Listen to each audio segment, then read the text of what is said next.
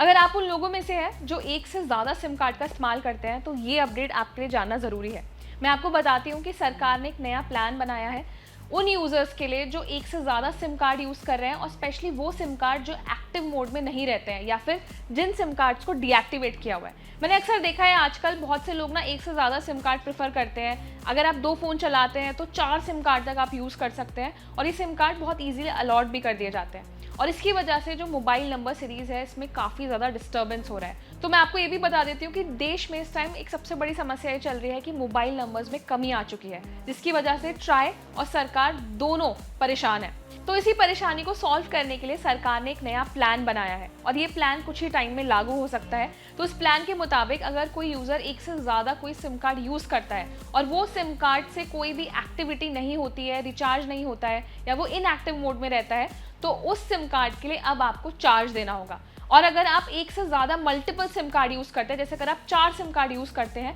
और एक ही SIM card से एक्टिविटी करते हैं, आप एक ही सिम कार्ड से कॉलिंग करते हैं, तो बाकी के जो 3 सिम कार्ड्स हैं उसके लिए आपको अलग अलग चार्ज पे करना पड़ेगा। हालांकि ये अभी नहीं पता चला है कि ये चार्ज हर महीने देना होगा या सालाना आधार पर देना होगा, लेकिन ये नियम जल्द ही लागू हो सकता है। सो मैं आपको ये बता देती हूँ कि ये नियम सबसे पहले टेलीकॉम ऑपरेटर्स यानी कि जितनी भी टेलीकॉम कंपनियां हैं उन लोगों के लिए लागू किया गया था, क्योंकि सरकार ने पहले एक नियम बनाया था कि अगर कोई एक सिम कार्ड है और उसमें बहुत ज़्यादा एक्टिविटी नहीं होती है, वो बहुत लंबे टाइम तक इनएक्टिव मोड में रहता है, तो उस सिम कार्ड को ब्लैक लिस्ट किया जाना चाहिए। लेकिन ये भी माना जाता है कि बहुत सी टेलीकॉम कंपनियां हैं जो अपने यूज़र बेस को खोना नहीं चाहती हैं, और उस वजह से वो उस सिम कार्ड्स को ब्लॉक नहीं करती हैं और वो सिम कार्ड्स इनएक्टिव मोड में रहते हैं। तो इसी वजह से जो ये नियम बनाया गया था, ये नियम एक्चुअली में टेलीकॉम ऑपरेटर्स के लिए बनाया गया है। सो ट्राई यानी कि telecom regulatory authority of India ने ये फैसला लिया था कि वो मोबाइल ऑपरेटर्स यानी कि मोबाइल कंपनी से चार्ज वसूलेगी जितने भी सिम कार्ड्स हैं,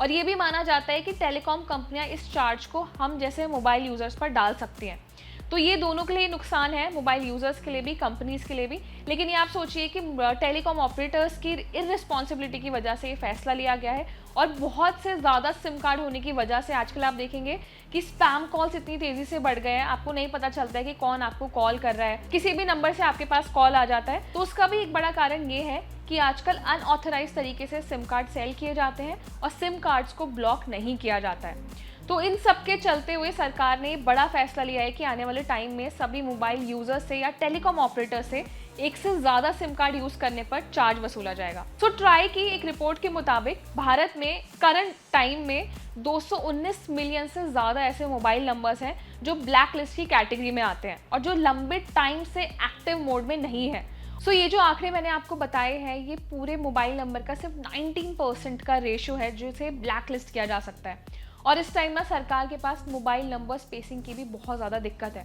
और ये भी मैं आपको बता देती हूँ, सिर्फ भारत ही नहीं, भारत के अलावा बहुत से ऐसे देश हैं जो पहले से ही सिम कार्ड के लिए चार्ज वसूलते हैं, जैसे Australia, Singapore, Belgium, Finland, UK. ऐसी बहुत सी कंट्रीज़ हैं जो यूज़र से सिम कार्ड यानी कि मोबाइल नंबर के लिए चार्ज लगाती हैं। सो मुझे लगता है कि सरकार की तरफ से जो नया प्लान बनाया गया है, इससे एक्चुअली में जो नंबर सीरीज़ है उसको बैलेंस किया जा सकता है, और आजकल जो ये स्पैम कॉल्स का रेशो बढ़ा है इस पर भी कंट्रोल पाया जा सकता है। तो आपको क्या लगता है, जो सिम कार्ड्स का मिसयूज़ होता है, क्या इसका चार्ज यूज़र से लेना चाहिए या फिर टेलीकॉम ऑपरेटर्स इसके लिए रिस्पॉन्सिबल है? तो अपना एक ओपिनियन हमें कॉमेंट सेक्शन में ज़रूर दें। साथ ही ये वीडियो आपको हेल्पफुल लगाए, इंटरेस्टिंग लगाए तो उसको लाइक करें, और अपने आसपास के यूजर्स को अवेयर करने के लिए इसे शेयर भी करें, और इस तरह के इंटरेस्टिंग वीडियोस और अगर आपको चाहिए तो हमारे चैनल को सब्सक्राइब भी करें।